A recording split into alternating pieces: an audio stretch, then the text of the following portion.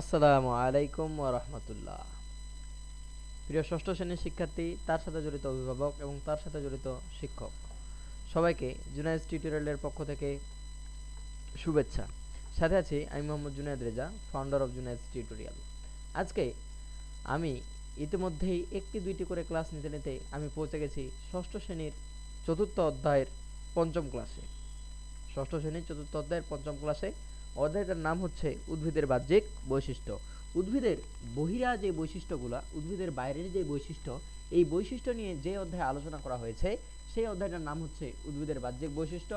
আর এটা রয়েছে ষষ্ঠ শ্রেণীর বিজ্ঞানের চতুর্থ চতুর্থ অধ্যায়। তাহলে বেশি কথা না বলে ক্লাস শুরু করা যাক, ঠিক আছে? দেখো, আমি তোমাদেরকে এর আগের দিন এই কাণ্ড পর্যন্ত পড়িয়েছি। কাণ্ডের যে কাজ, কাণ্ডের যে কি কাজ, কাণ্ড কত প্রকার, কাণ্ড কি কি, এগুলো আমরা পড়েছি এবং এগুলো আমরা আরও বিস্তারিতভাবে পড়ব যখন আমরা রিভিশন ক্লাসে আসব। রিভিশন ক্লাসে যখন আসব তখন তো স্লাইড আকারে পড়াবো, তখন ইনশাল্লাহ তোমরা আরও ক্লিয়ারলি বুঝতে পারবা।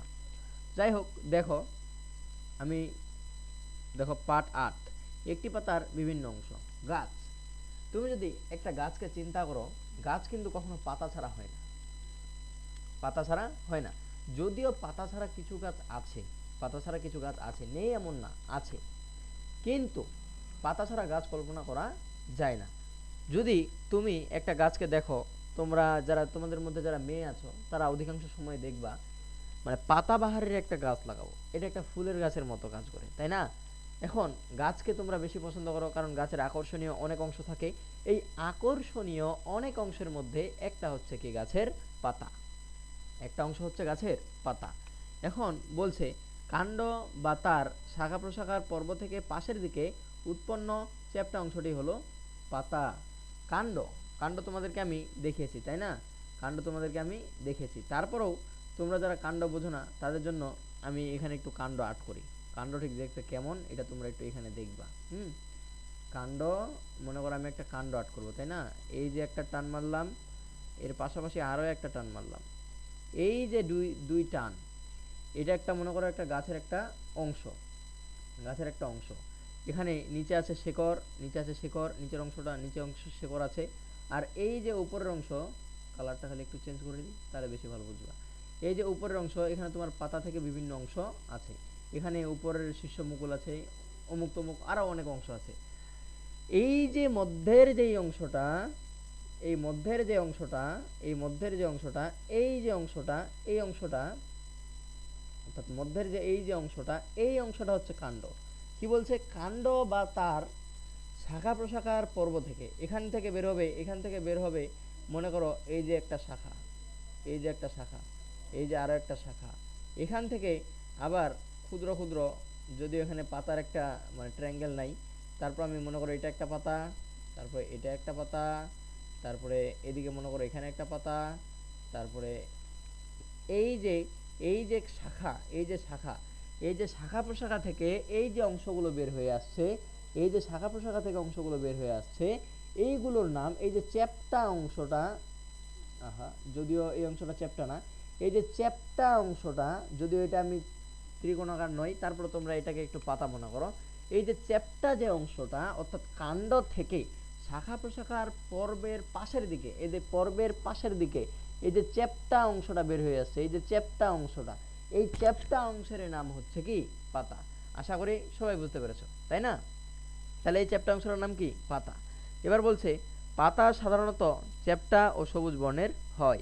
তুমি কি জানো পাতা চ্যাপ্টা ও সবুজ বর্ণের হয় কেন? পাতা সবুজ বর্ণের হয় কেন?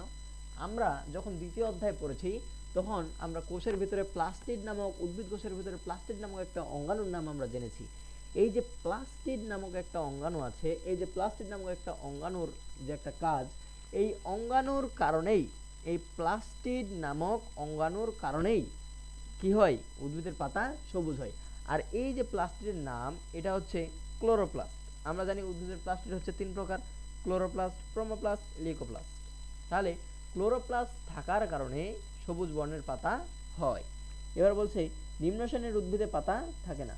নিম্ন শ্রেণীর উদ্ভিদ অর্থাৎ যেটা নিচু শ্রেণীর উদ্ভিদ, যেটা নিচু শ্রেণীর উদ্ভিদ, সেখানে কি থাকে না? পাতা থাকে না, সেখানে পাতা থাকে না। আমি তোমাদেরকে যেমন বলছে তবে ফার্ন ও মস জাতীয় উদ্ভিদের পাতার ন্যায় অঙ্গ থাকে, পাতার ন্যায় অঙ্গ থাকে ফার্ন এবং মস জাতীয় উদ্ভিদের। আমি তোমাদেরকে একটা উদ্ভিদের একটু চিত্র দেখাই, উদ্ভিদের চিত্র দেখাই। মস, মস, আচ্ছা মস, মস ঠিক দেখতে কেমন? ইমেজ থেকে দেখাই।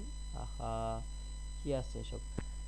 আচ্ছা তোমাদেরকে এখান থেকে আমি একটু দেখাই যে মস জাতীয় যে উদ্ভিদ, মস উদ্ভিদটা ঠিক কেমন এটা একটু তোমরা দেখো, তোমরা একটু কল্পনা করো, আমি তোমাদের একটু দেখাই।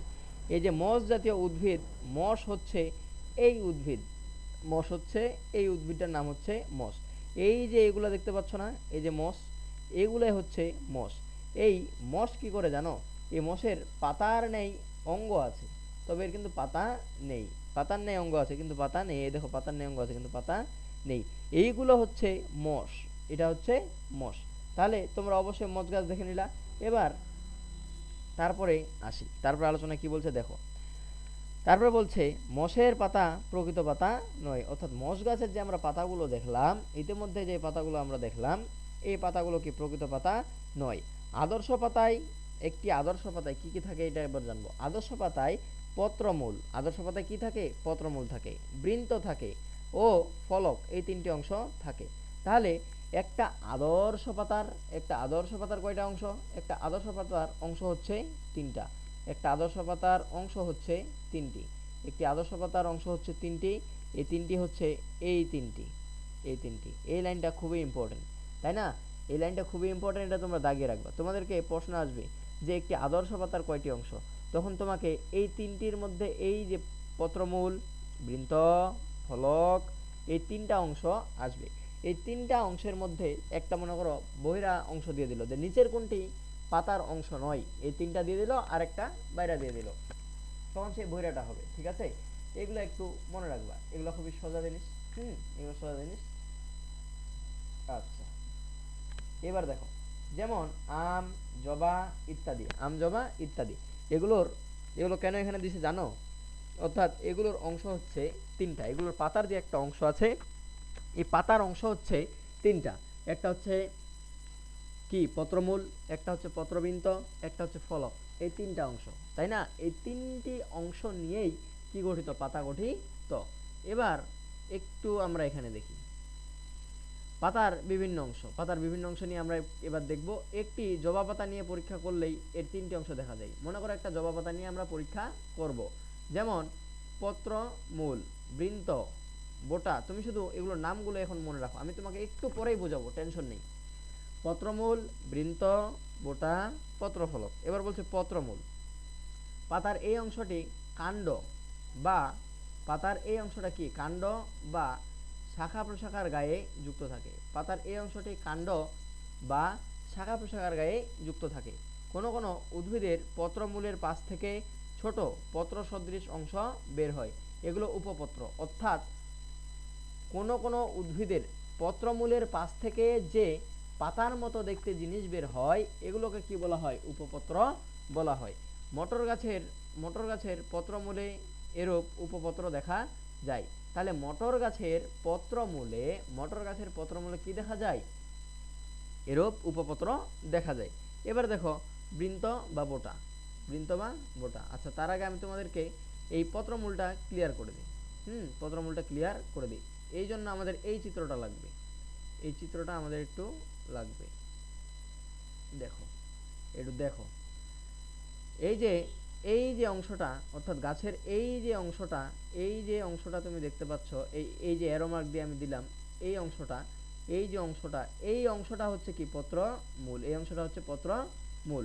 এই অংশটার নাম হচ্ছে পত্রমূল।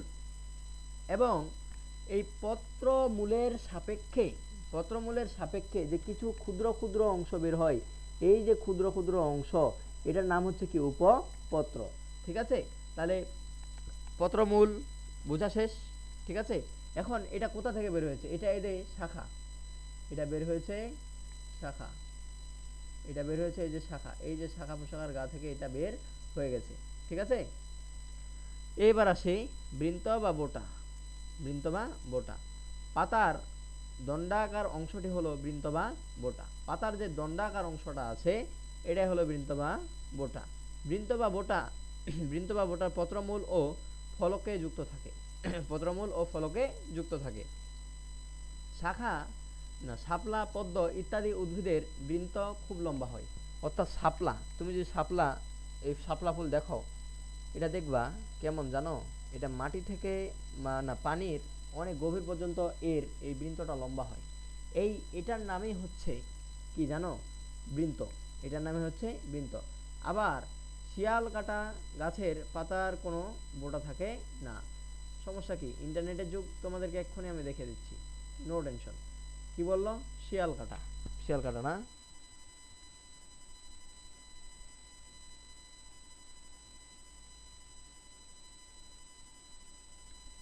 শিয়াল কাটা,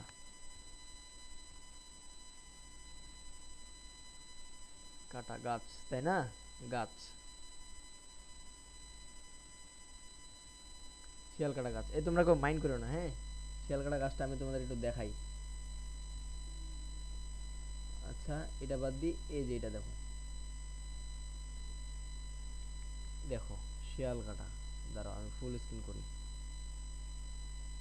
আহা, কেমন হয়ে গেল। দাঁড়াও তোমাদেরকে আমি একটু দেখাই, তোমরা টেনশন করো না, আমি তোমাদেরকে দেখাই। এই যে ইমেজ, এই ছবিটা, এই যে এই মামুর বেটার নাম হলো কি জানো, এই মামুর বেটার নাম হলো, ড্রয়িং করে দেখাই তাহলে সুবিধা হবে। এই যে মামুর বেটা, এই যে মামুর বেটা, এই মামুর বেটার নাম হলো কি জানো, শিয়াল কাটা গাছ। এই শিয়াল কাটা গাছ, এই গাছটা একটা অদ্ভুত গাছ, তাই না। এই গাছটা তোমরা একটু দেখে রাখো, যখন বৈশিষ্ট্যগুলো পড়বা তখন এই চিত্রটা একটু মনে করবা, দেখবা অটোমেটিক্যালি হয়ে যাবে, ঠিক আছে। আচ্ছা দেখো, তাহলে শিয়াল কাটা গাছের পাতায় কোনো বোটা নেই। এই গাছের পাতায় কোনো বোটা নেই, দেখো তো এই গাছের পাতায় কি কোনো বোটা আছে? অবশ্যই বোটা নেই, অবশ্যই বোটা নেই। এই গাছের পাতায় অবশ্যই বোটা নেই। এই গাছের পাতায় দেখো, এই গাছের পাতায় কোনো বোটা নেই, দেখো পাতায় কোনো বোটা আছে না, অবশ্যই বোটা নেই, ঠিক আছে। এবার একটু দেখো, বৃন্ত বা বোটা পত্র ফলককে এমন ভাবে ধরে রাখে, অর্থাৎ বৃন্ত বা বোটা কি করে, পত্র ফলককে। এখন পত্র ফলকটা কি, এই পত্র ফলকটা আমি তোমাদের একটু পড়াবো একটু পরে। পত্র ফলককে এমন ভাবে ধরে রাখে যাতে সবচেয়ে বেশি সূর্যের আলোর পাতায় পড়ে। এছাড়া কাণ্ড আর ফলকের মধ্যে পানি, খনিজ লবণ ও তৈরি খাদ্যের আদান প্রদান করা হয়। তাহলে বৃন্তের কাজ কি, বৃন্তের কাজ হচ্ছে খনিজ লবণ আদান প্রদান করা। তারপরে কি, সূর্যের আলো যেন অধিক পরিমাণে পাতার দিকে পড়ে, পাতাটাকে ঠিক সেইভাবে ধরে রাখা। এবার দেখো পত্রফলক।